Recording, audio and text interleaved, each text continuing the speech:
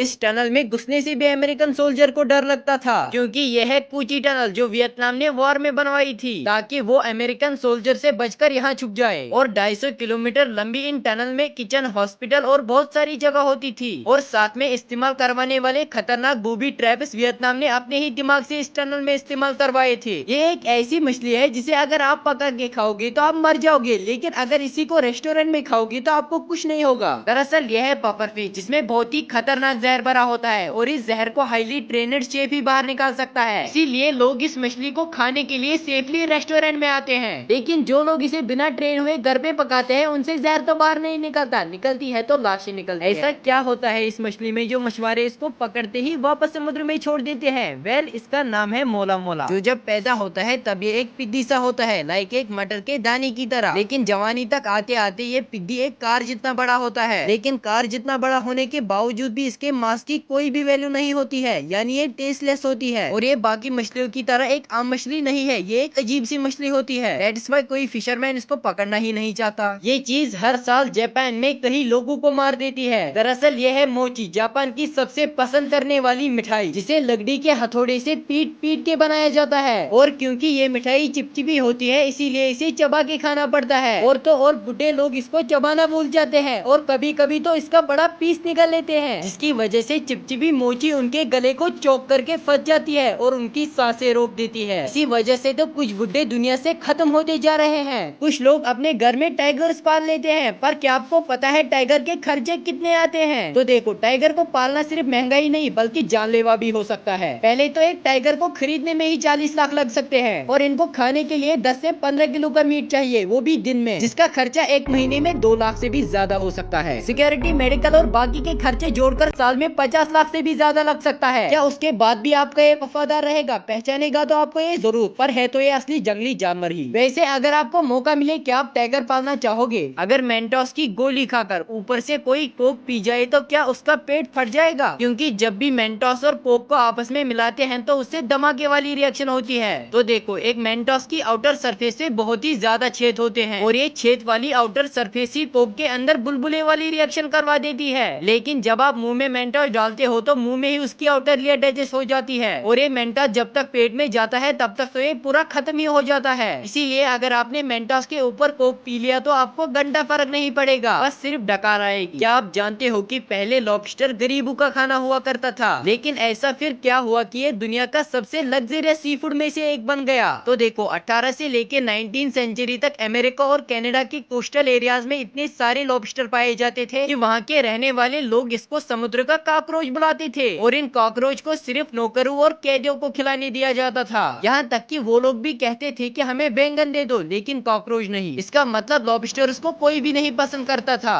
उसके बाद जब रेल नेटवर्क बना तो इन लॉबस्टर्स को बाकी कंट्रीज में शिफ्ट करवा दिया गया और लोगों ने तो लॉबस्टर कभी खाया ही नहीं था, इनको बहुत ही पसंद आया और शेफ ने भी इसके बहुत सारे डिशेस बना दिए जो देखते ही देखते इतने ज्यादा फेमस हुए और इनकी डिमांड भी दुनिया में बहुत ही ज्यादा बढ़ गई। इसीलिए तो आजकल चाइना वाले ट्रेंड में है।